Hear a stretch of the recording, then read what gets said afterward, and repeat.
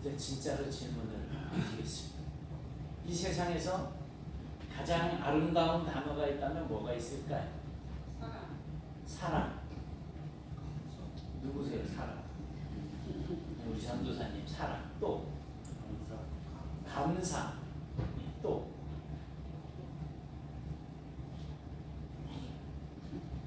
두 가지밖에 없는 건가요? 네? 행복. 이런 질문을 던지면 뭐 여러 가지 대답이 나올 수 있습니다. 그 살아가는 환경이나 형편에 따라서 아름답다라고 생각하는 것이 다 이렇게 좀 차이가 있을 수는 있어요.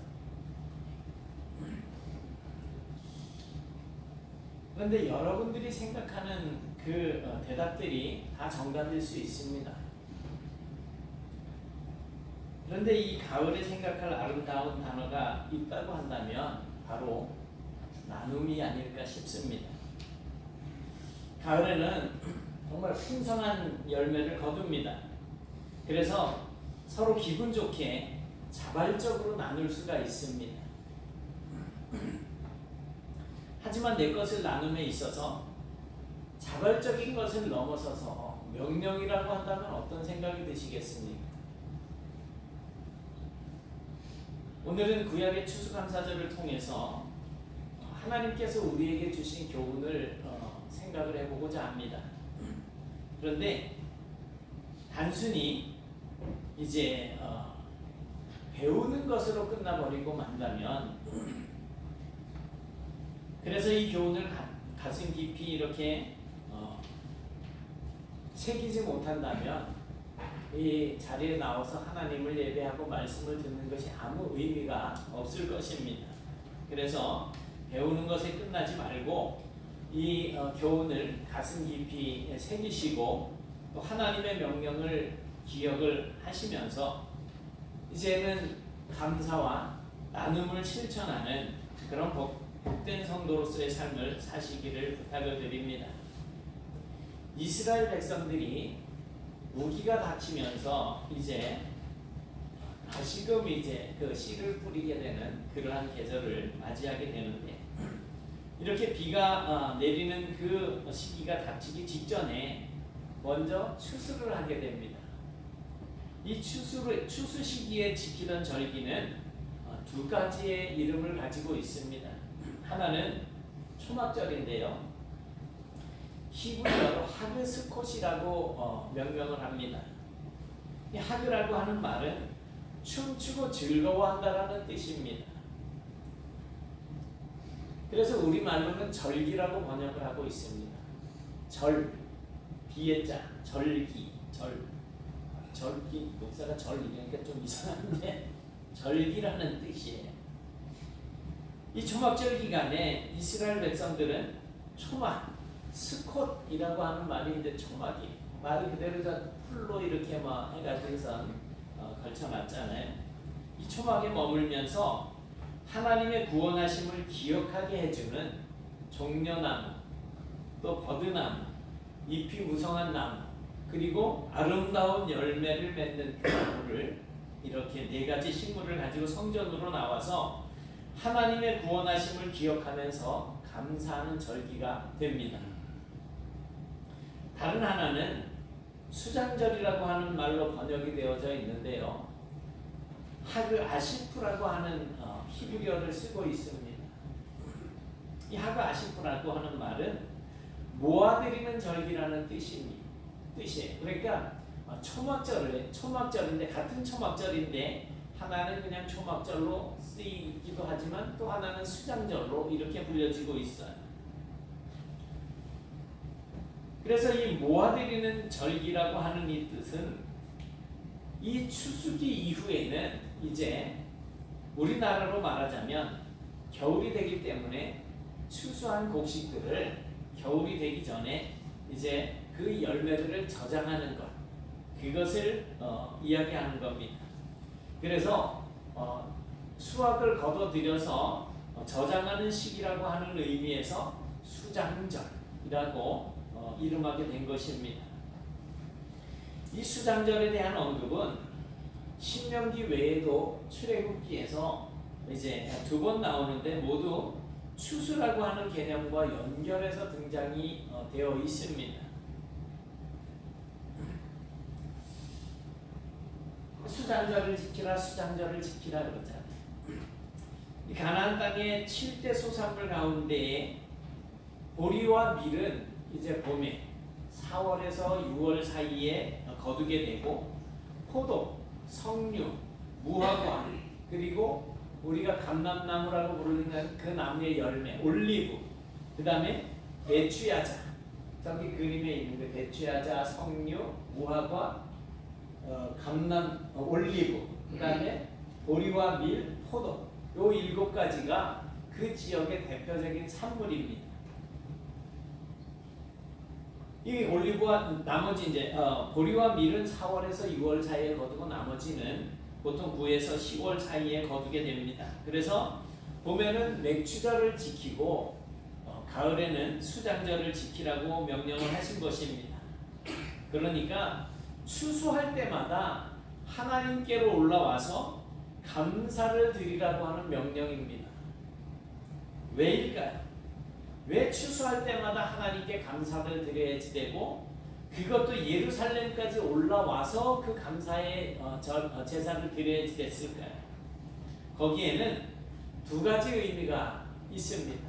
첫째는 하나님께 대한 감사를 적극적으로 표현하라는 것입니다. 그리고 두 번째는 그것을 이웃과 나누라는 의미입니다.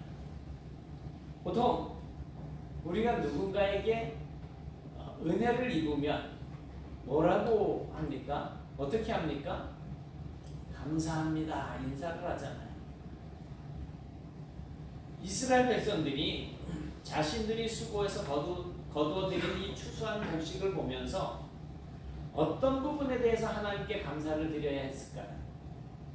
그 첫째는 자신들이 추수물을 얻기 위해서는 자신들의 수고나 능력 이외에 하나님의 능력으로 될 수 있는, 하나님의 능력으로만 될 수 있는 것들이 반드시 필요했습니다. 예를 들어서 사람은 땅을 갈고 밭을 갈고 씨를 뿌리지만 그 다음부터 이 씨가 자라게 하는 데는 사람의 능력으로 할 수 없는 부분들이 더 많잖아요. 햇빛이 필요하고 비가 내려야 되고 또 바람도 불어주어야 되고 또 아침 저녁으로 이 기온 차이가 있어가지고 이것들이 복합적으로 작용이 되어질 때에 싹이 나고 이제 자라나서 열매를 맺고 또 있게 될 거예요. 어제 이제 멀리 계신 저한테 이제 좀 은혜를 많이 끼쳐주셨던 분들에게 사과를 사서 한 박스씩 이렇게 보내드렸어요. 목사님들이신데, 근데 요번에는 그 사과값도 비싸졌더라고요. 한 박스에 7만 원에다가 택배비까지 5,000원을 붙여서 75,000원이에요. 이제 그 권사님이 사과를 저희 먹으라고 좀 주셔가지고 먹어봤더니 작년만큼 맛이 안 나더라고요. 조금 싱거워졌어요, 사과가. 색깔도 예전에 그 우리가 아는 부사 색깔이 아닌 약간 좀 흐리멍텅한 그런 색깔인데 맛도 약간 덜 달더라고요. 우리 사모님이 어제 딱 맛을 보더니 싱거워졌다 그러더라고요.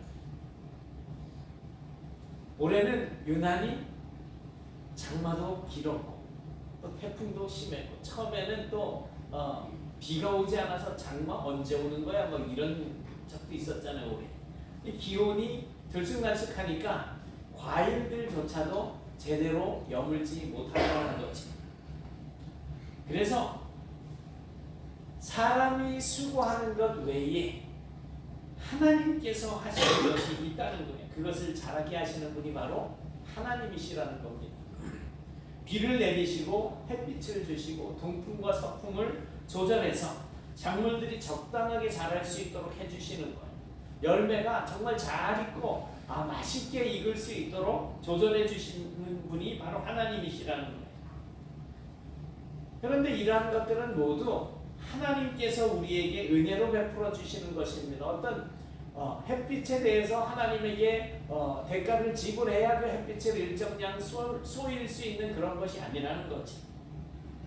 그래서 이런저런 은혜를 베풀어 주신 하나님께 감사를 표현하는 것입니다.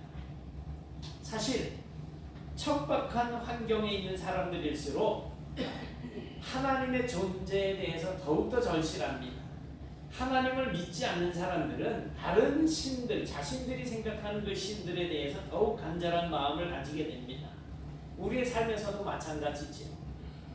우리가 거두는 모든 종류의 수확물들 가운데는 우리가 노력해야 할 부분들이 있는가 하면 하나님께서 행하셔야만 얻을 수 있는 것들이 분명히 있습니다. 우리가 할 수 없는 것들이지만 우리가 거두어 드리는 소득이나 추수에 있어서 빼놓을 수 없는 중요한 부분들. 오늘 아침에도 눈 뜨셨잖아요. 눈을 떴더니 제일 먼저 뭐 하고 있는 거가 생각이 나요? 페이. 일어났더니 제일 먼저 내가 뭐 하고 있어요?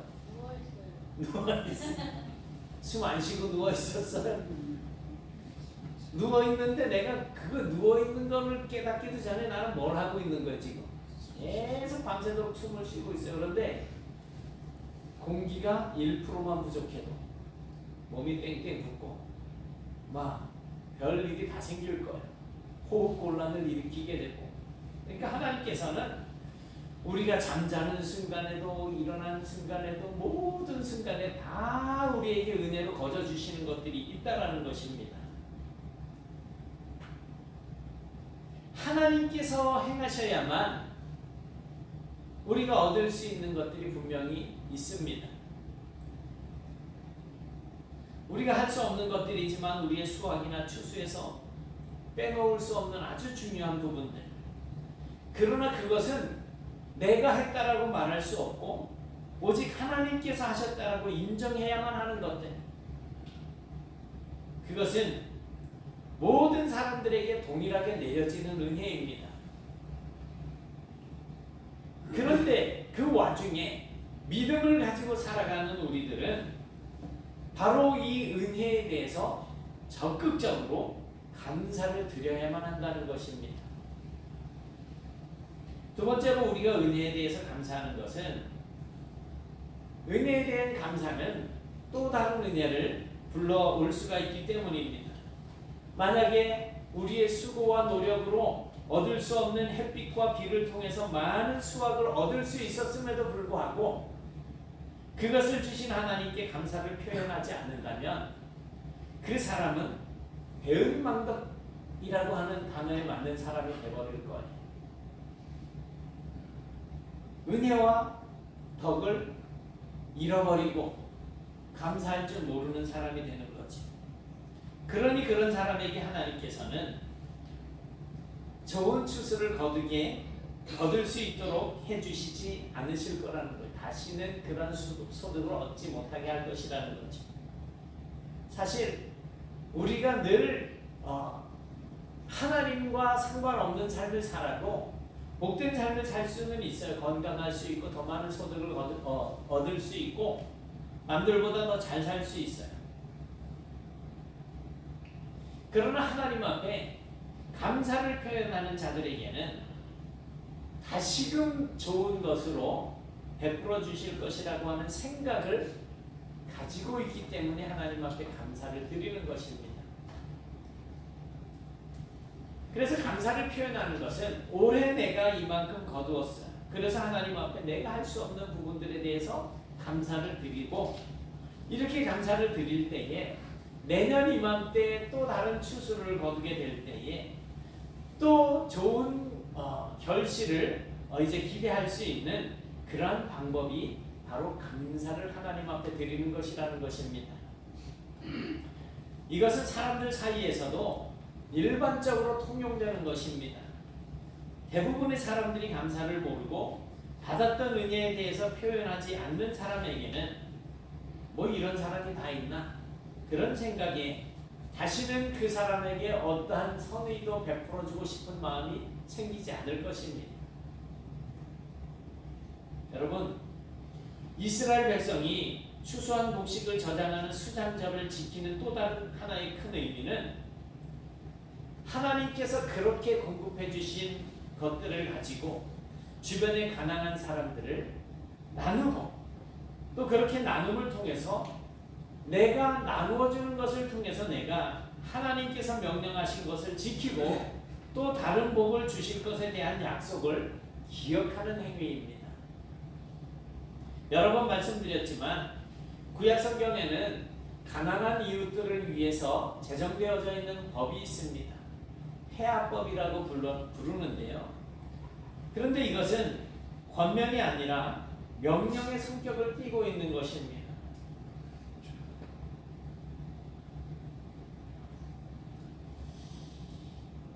레위기 23장 22절에 보면 너희 땅의 곡물을 벨 때에 반 모퉁이까지 다 베지 말며 떨어진 것을 줍지 말고 그것을 가난한 자와 거류민을 위하여 남겨두라. 나는 너희의 하나님 여호와이니라. 추수할 때 밭의 모퉁이 부분에는 곡식을 남겨두라는 거예요. 그리고 추수하다가 나를 때 이 떨어져 있는 나락들을 다시 줍지 말라는 거예요. 그것들을 가난한 자들과 거류민들을 위해서 남겨두라는 것입니다. 이 명령을 따라서 추수하는 사람들은 곡식을 벨 때 단모퉁이에 곡식을 남겨두어야 됐고, 나무의 열매를 딸 때도 나무 저 꼭대기 쪽에 있는 것들은 남겨두었습니다. 그리고 떨어진 이삭도 줍지 않았습니다. 그리고 남의 밭에 들어가서 이제 가난한 사람이나 거류민들 입장에서 이제 이삭을 줍거나 모퉁이에 남아있는 곡식을 거두어갈 때도 또 다른 가난한 사람들을 위하여서 자기의 가족이 하루 먹을 것만큼만 가지고 가야 했다는 거예요. 왜냐하면 나 혼자 다 들고 가면 다른 사람들이 얻을 수 있는 것이 없어지기 때문입니다. 이렇게 이스라엘 백성들은 이 폐하법을 글자대로만 지킨 것이 아니라 추수한 것을 이웃의 가난한 사람들에게 기꺼이 나누어 주면서 함께 즐거워했다는 것입니다. 이 당시의 대표적인 가난한 사람들이라면 고아, 과부, 그리고 나그네들, 그리고 몸이 아주 불편한 그러한 사람들이었습니다. 이렇게 가난한 자들과 고아와 과부들을 돕는 것은 하나님의 명령입니다. 그리고 이런 삶을 사는 것은 내가 하나님의 명령을 잊지 않았다라고 하는 증거가 되는 것입니다.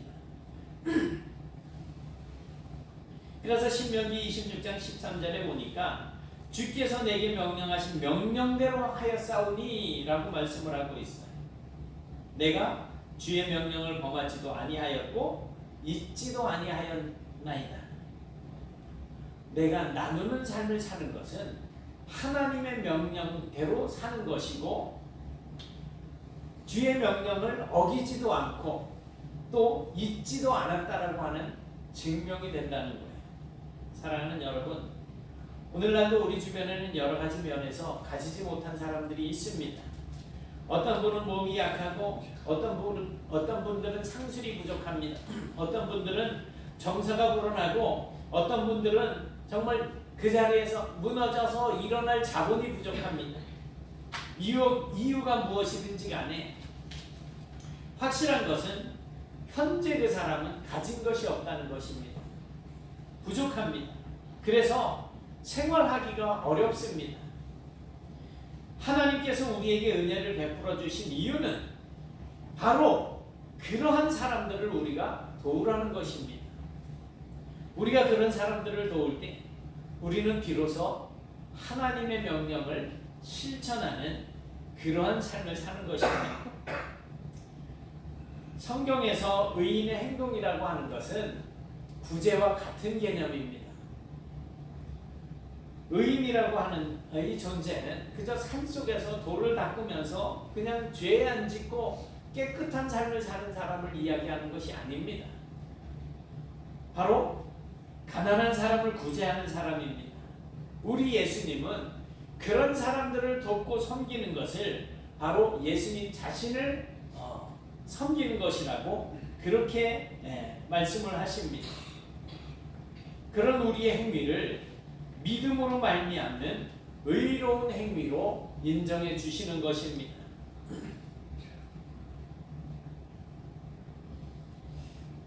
고든이라고 하는 장군이 있습니다. 영국 정부가 국가적으로 크게 수운을 세운 이 고든 장군을 치하하려고 했습니다. 그래서 이 장군의 동상을 세우고 기념비를 건립하려고 했지만 이 고든 장군은 그것을 수락하지 않았고 또 자귀를 수여하고 포상금을 지급하겠다라고 하는 제의도 사양을 합니다. 중국과 아프리카에서 아주 혁혁한 그 전공을 세운 이 고든 장군을 영국 정부에서는 어떻게 해서든지 이제 기념하고 싶어서 결국에는 조그마한 금메달에 그의 공을 기록해서 증여를 했습니다. 장군이 세상을 떠난 뒤에 그의 유품을 정리하는데 당연히 간직하고 있어야 할 때 그 기념이 될 만한 메달이 보이지를 않는 거예요. 그래서 이 금메달의 행방이 궁금해진 사람들이 수소문을 해보았더니 가슴 뭉클한 곡절이 거기에 숨겨 있었습니다. 맨체스터에 아주 대흉년이 들었을 때에 고든 장군은 그 메달을 녹여가지고 굶주리는 사람들을 구제했다는 것입니다. 그리고 고든 장군의 일기장에는 그 사실에 관해서 단지 이렇게만 적혀 있었다고 합니다. 나는 이 세상에서 가장 귀하게 여기는 선물을 그리스도께 바쳤다.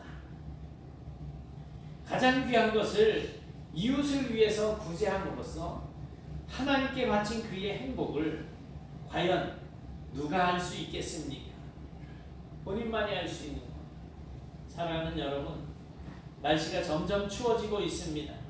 이때에 더욱더 가난한 사람들을 생각하고 내 것을 기꺼이 나누는 그런 성도가 되실 수 있기를 바랍니다.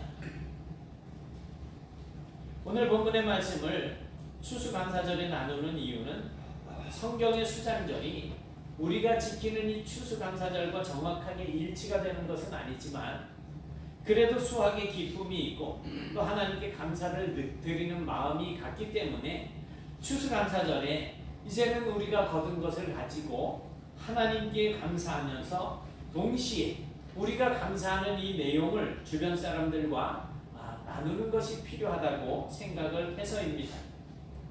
오늘 이 감사절에 내가 할 수 없는 것이 있지만 누리고 있는 부분에 대해서 하나님께서 베풀어 주신 은혜임을 고백할 수 있는 그런 믿음이 있기를 기원합니다.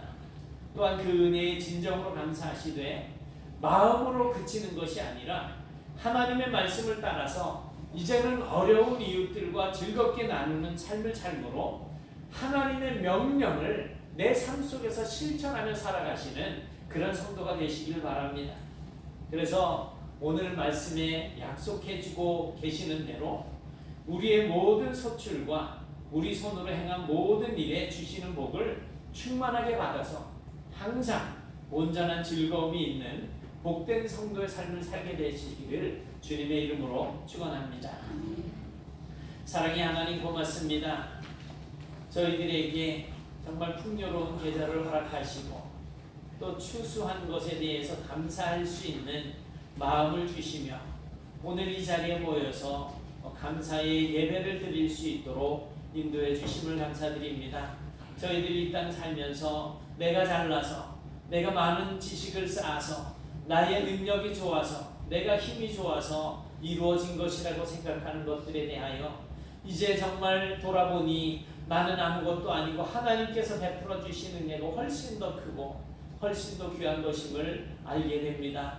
하나님 이러한 상황 속에서 이제는 저희들이 뭐 때문에 하나님 앞에 감사할지 이유도 알 수 없이 살아왔었던 지난 날을 돌이켜보게 하시고 앞으로는 정말 하나님 앞에 진정한 감사가 넘쳐나는 삶을 살아갈 수 있도록 은총을 베풀어 주옵시며 이제 하나님께서 베풀어 주신 은혜로 말미암아 우리가 누리며 살아가고 있는 많은 것들을 이제는 어려움을 당한 이웃들, 가난한 이웃들과 함께 나누는 삶을 살아갈 수 있는 은혜들도 허락하여 주옵소서. 그러한 저희들의 삶을 통하여서 정말 저희들에게 명령하신 하나님의 말씀이 우리의 삶 속에 준행되어지게 하시고 더불어 많은 사람들과 함께 주님 앞에 영광 돌리며 살아갈 수 있는 은총들도 베풀어 주옵소서. 항상 주님 앞에 감사하는 믿음이 끊임없이 고백되어지며 그러한 우리의 감사하는 삶을 통하여서 주변의 많은 사람들과 더불어 하나님 앞에 더 큰 감사로 영광 돌리는 열매가 맺혀지게 하여 주옵소서. 예수님 이름으로 기도드리옵나이다. 아멘.